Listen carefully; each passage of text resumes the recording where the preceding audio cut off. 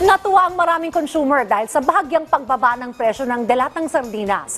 Ang ibang pangunahing bilihin naman, wala ring dagdag singil. Ang detalye sa report ni Harley Valbuena. Okay naman po, makakabuti po sa bawat pamilya na medyo kulang po ang budget. Okay po, kasi para sa amin na mahihirap din, di ba? Kaya na naming bilhin ng ganun. Kahit pa paano po makakatulong din. Sana tuloy-tuloy, bumaba. Ito ang reaksyon ng ilang mamimili kasunod ng pisong rollback sa presyo ng ilang brand ng dilatang sardinas. Ang bawas presyo ay ipinatupad matapos ang pakikipagpulong ng Department of Trade and Industry sa iba't ibang food associations.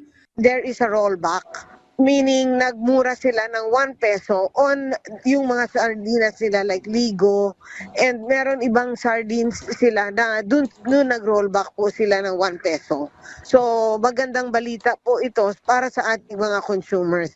Sa latest suggested retail price ng DTI, naglalaro sa 15 pesos and 25 centavos hanggang 21 pesos and 25 centavos ang SRP sa kada lata ng sardinas at mababawasan ito ng piso para sa mga brand na nagpatupad ng rollback. Sinabi ni Secretary Roque na ang rollback ang patunay na tumutugon ang manufacturers sa panawagan ni Pangulong Ferdinand R. Marcos Jr. na unawain ang pangangailangan ng mga consumer.